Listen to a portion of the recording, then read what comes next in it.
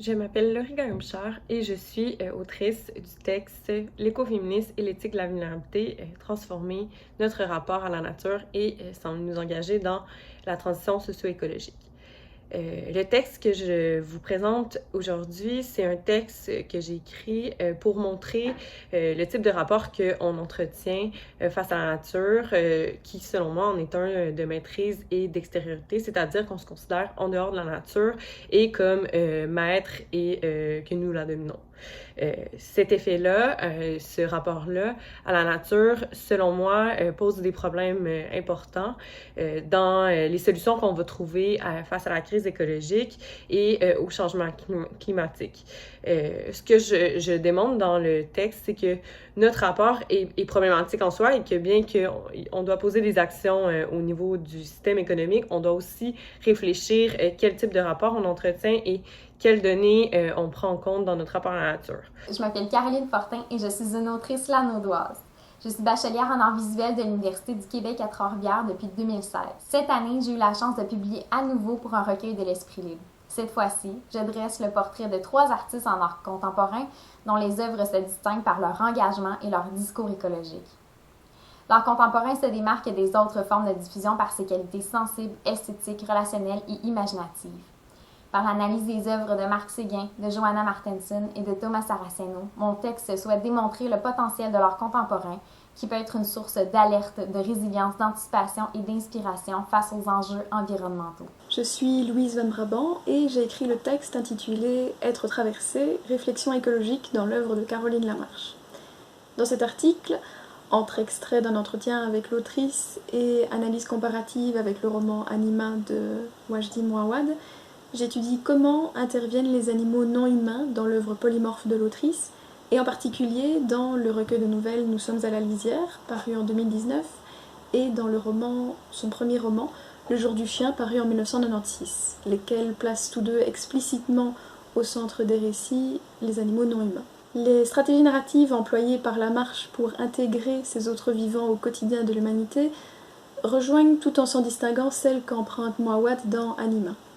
Dans les deux cas, il s'agit de porter une attention égale à une multiplicité de vies différentes, et c'est en cela que les œuvres se rencontrent, dans cette façon singulière de questionner l'altérité et cette manière de préférer aux méthodes classiques les chemins de traverse. Bonjour, mon nom est Miruna Krasunescu et j'aimerais vous présenter le recueil que j'ai co-dirigé avec Rémi Toupin intitulé L'effondrement du réel, imaginer les problématiques écologiques à l'époque contemporaine.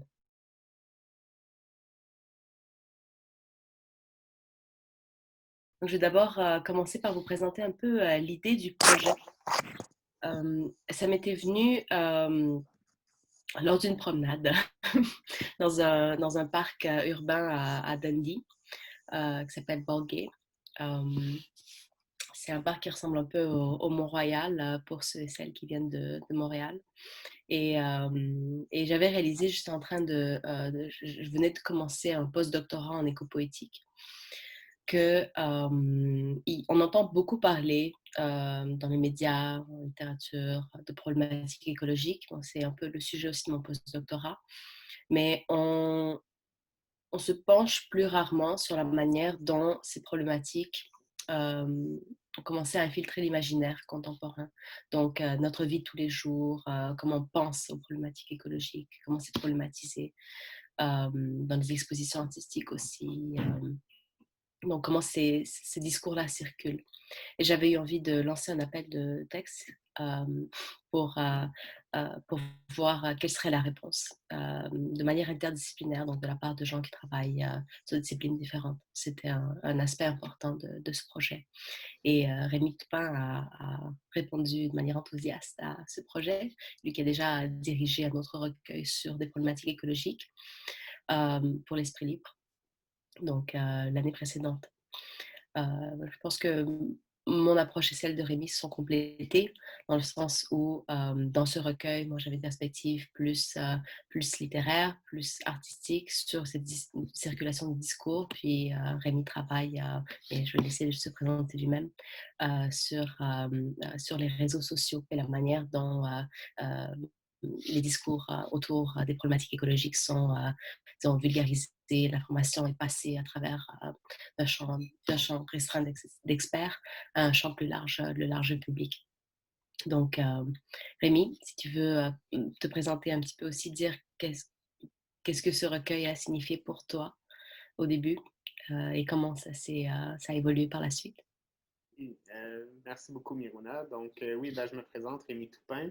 Je termine un doctorat en sciences, technologies, société. Puis, c'est ça, quand Miruna m'a approché pour l'idée du recueil, j'ai tout de suite embarqué, étant donné que pour moi, les problématiques environnementales, c'est un sujet qui me touche à cœur. Justement, je m'intéresse beaucoup à la question des changements climatiques, à la question de l'effondrement.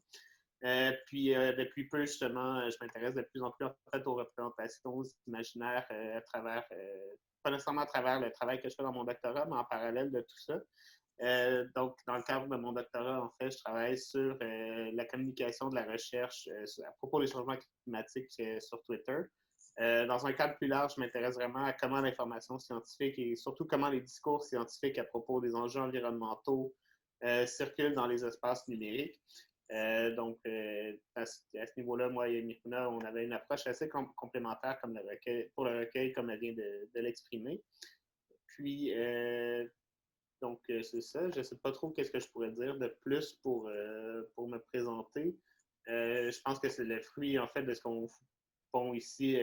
J'espère que ça va susciter beaucoup de discussions, de réflexions, qu'on vous apporte vraiment des nouvelles approches pour imaginer pour imaginer en fait, la lutte au changement climatique, on pourrait dire comme ça, même si bon, la lutte n'est peut-être pas toujours le bon terme. On peut le voir justement dans un des textes qui est publié dans ce recueil-là, que des fois, il faut peut-être changer les mots qu'on utilise pour changer notre façon de voir les choses. On va vous présenter justement les textes un peu plus tard. Mais d'abord, je vais retourner la balle à Miruna pour qu'elle vous présente brièvement en fait, la démarche qu'on a mobilisée dans le recueil pour justement aller chercher les textes qu'on vous présente aujourd'hui. Merci Rémi.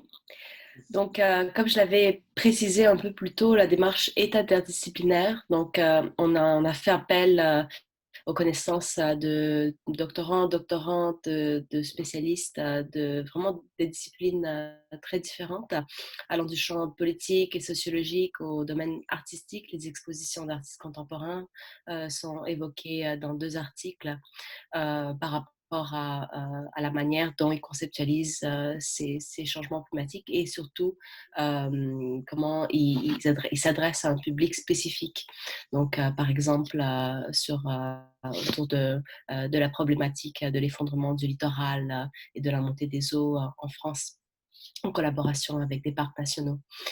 Ça, c'était une approche qu'on voulait privilégier parce que souvent, on n'a pas nécessairement l'occasion de faire dialoguer des disciplines différentes.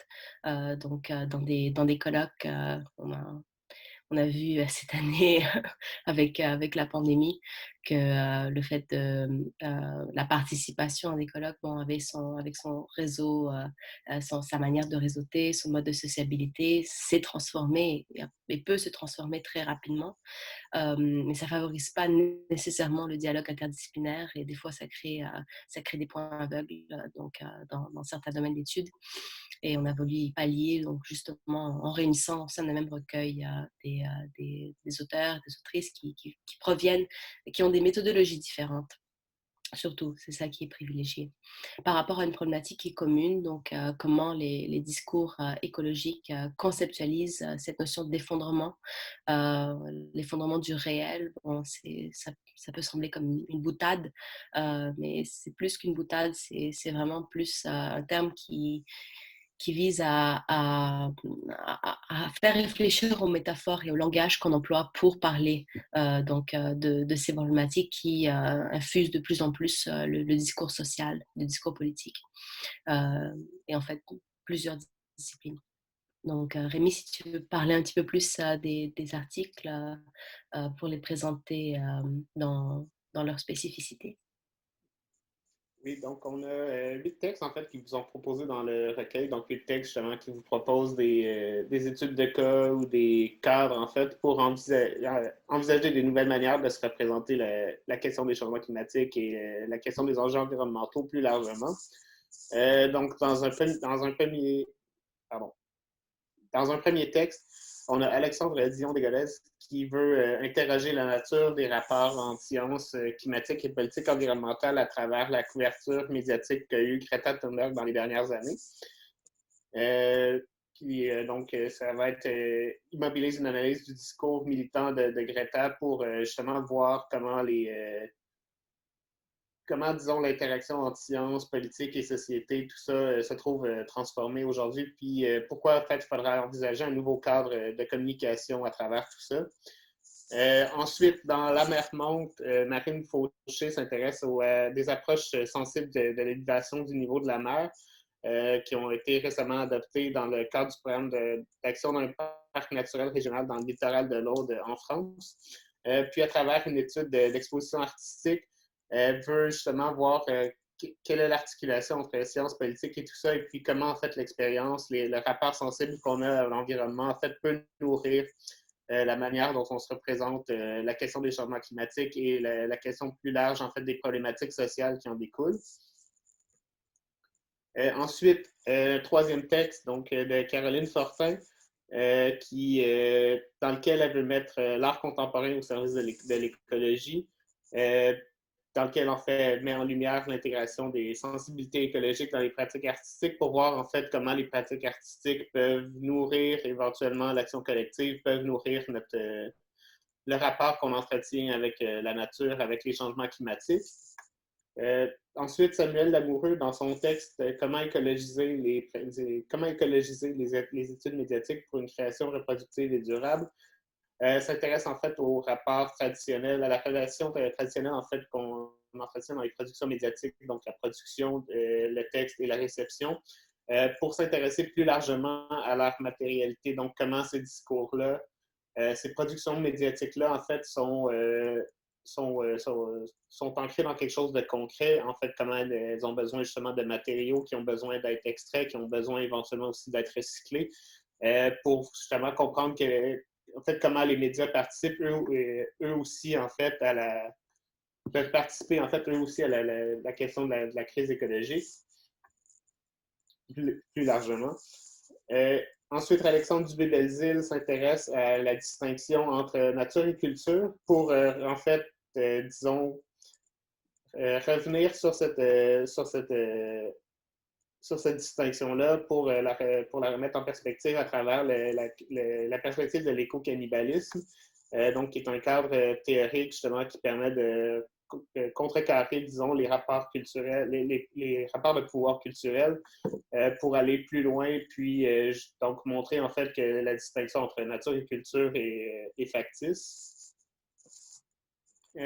Ensuite, Pierre-Alexis Delhaye, dans son texte Les végétaux anthropomorphiques dans les comics et l'émergence d'une conscience écologique, s'intéresse aux représentations justement qu'on a de certains personnages qui sont végétalisés ou anthropomorphisés, en fait, des végétaux anthropomorphisés dans les comics américains pour comprendre comment la présence de ces personnages-là dans les comics appelle à un rapport nouveau rapport à la nature qui s'est développé au courant des années 60, depuis les années 60, en fait, aux États-Unis à travers ces comics-là, puis comment, en fait, la présence de ces personnages-là, justement, participe à des nouvelles représentations sur les questions environnementales plus largement. Dans son texte, Louise-Anne Brabant s'intéresse quant à elle à l'œuvre, en fait, plus spécifiquement de Caroline Lamarche, dans une démarche comparative avec celle de Washi Mawab, pour voir comment les animaux, en fait, sont représentés dans leurs œuvres spécifiques. À travers justement ces personnages animaux-là, elle veut leur donner une parole, nous montrer en fait comment les animaux se représentent, disons, une façon du monde à travers leur propre subjectivité. Et finalement, dans son texte, l'écoféminisme et l'éthique de la vulnérabilité, transformer notre rapport à la nature et s'engager dans la transition socio-écologique.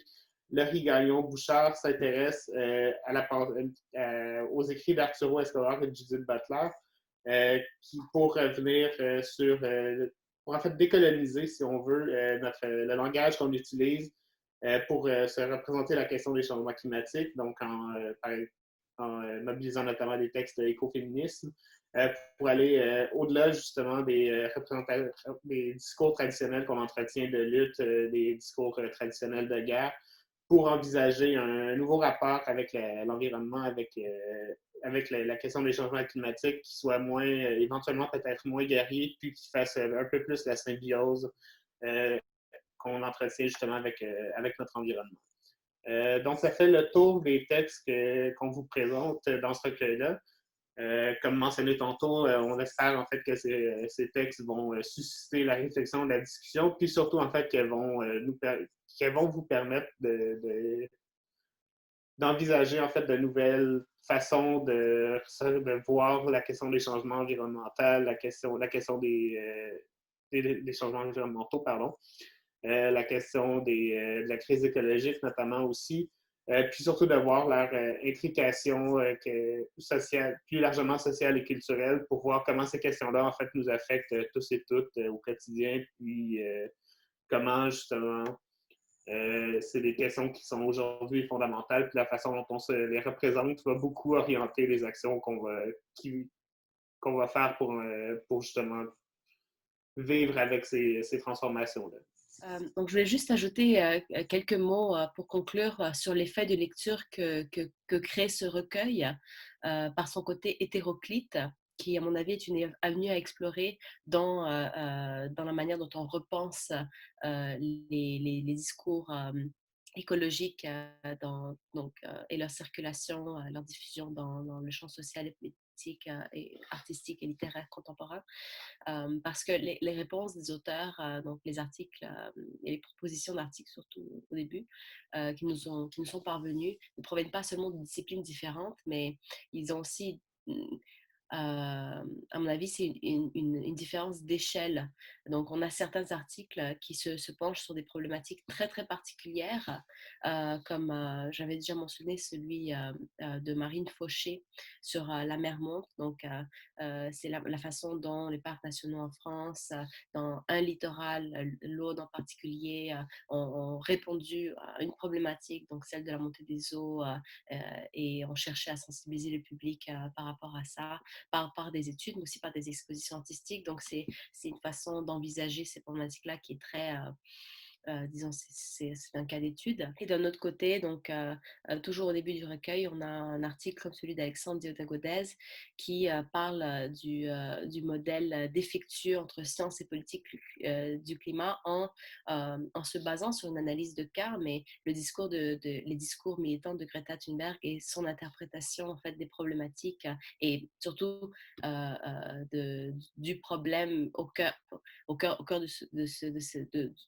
de son mouvement se situe disons une certaine interprétation de motifs. Donc, pourquoi est-ce que les politiciens et les politiciennes ne sont pas encore parvenus à arriver à un consensus donc autour des changements climatiques? Et c'est la façon de problématiser la question qui est défectueuse. Et donc, c'est vraiment une approche théorique. Et on a d'autres auteurs aussi qui ont cette approche théorique à cœur. Donc, Alexandre Dubé-Belzile, par rapport à l'éco-cannibalisme et donc au transfert culturel qui s'effectue à travers la traduction d'une tradition à l'autre, littéraire à l'autre, et bon, tous les substrats colonialistes qui peuvent découler de ce type d'échanges culturels et dans la traduction. Il y a Samuel Lamoureux donc, qui pense au discours médiatique dans leur matérialité et qui invite les journalistes et les médias à aborder, disons, les discours écologiques de façon différente c'est-à-dire dans leur matérialité, à penser la matérialité des textes, donc des serveurs informatiques sur lesquels sont stockées les données. Donc, ce sont vraiment des approches qui, à mon avis, sont complémentaires et ça fait un effet de lecture intéressant qui est très complet dans le survol, disons, des problématiques qui sont abordées. Suite en fait, à cette présentation-là, je tiens à remercier tout d'abord en fait, tous les auteurs et toutes les autrices qui ont participé au projet de notre recueil. Je remercie aussi Miruna d'avoir eu l'idée de ce projet-là qui est franchement intéressante. Puis j'espère que vous aussi, en fait, vous allez la trouver tout aussi intéressante à travers les lectures qu'on vous propose. Finalement, je veux remercier aussi l'équipe de l'Esprit Libre qui est de nous avoir soutenu en fait à travers tout le projet, puis en fait d'avoir permis la diffusion aussi de l'apparition du recueil. Pour ceux et celles qui veulent s'en procurer une version physique, le texte va notamment être disponible sur le site web de la revue L'Esprit Libre et aussi dans plusieurs librairies indépendantes au Québec. L'Esprit Libre publie d'ailleurs quand même pas mal de recueils que vous pouvez vous procurer, donc c'est ça, dans les mêmes librairies indépendantes. Il y a des publications à venir, entre autres, notamment sur les voix qui s'élèvent. Il y en a aussi qui sont encore en cours. Je pense, entre autres, à un ouvrage d'une collaboratrice de l'Esprit Libre, Marie-Claude Belzile, Penser le sein féministe, que vous pourrez vous trouver, qui est tout aussi intéressante. Puis ce recueil-là fait suite finalement à un recueil qu'on a déjà publié sur la question de la transition écologique. J'espère que c'est ça que les lectures qu'on vous propose aujourd'hui vont susciter la réflexion, la discussion. Donc, aussi, sachez en fait que l'Esprit Libre est toujours à la recherche de projets comme ça. Puis, n'hésitez pas à rentrer en contact avec nous pour de futurs projets, si jamais vous avez des idées ou tout simplement pour écrire pour la revue. Un grand merci à toi aussi, Rémi, donc de ma part d'avoir participé au projet, pour ta collaboration très précieuse. Et merci à tous les auteurs et à toutes les autrices qui ont répondu à l'appel, qui ont participé au recueil. Ça a été vraiment un plaisir pour moi de participer au projet et de voir la réponse enthousiaste que ça a généré. J'aimerais aussi mentionner et vous inviter à consulter le site de mon groupe de recherche à l'Université de Gand, littérature.green. Si ces problématiques vous intéressent, vous y trouverez très certainement des ressources intéressantes. Il y a des entretiens avec des auteurs et des autrices en 4 langues, en français, en anglais, en italien et en allemand. Sur des romans, autour de romans qui abordent des problématiques écologiques et selon une perspective éco-poétique qui s'intéresse aux mutations de ces discours dans la littérature environnementale et surtout à l'émergence d'une sensibilité écologique dans le public contemporain autour de ces 4 langues-là.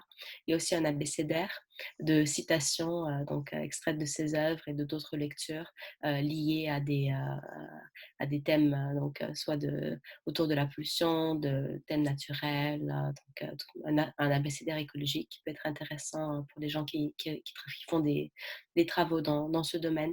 Et il y a aussi d'autres ressources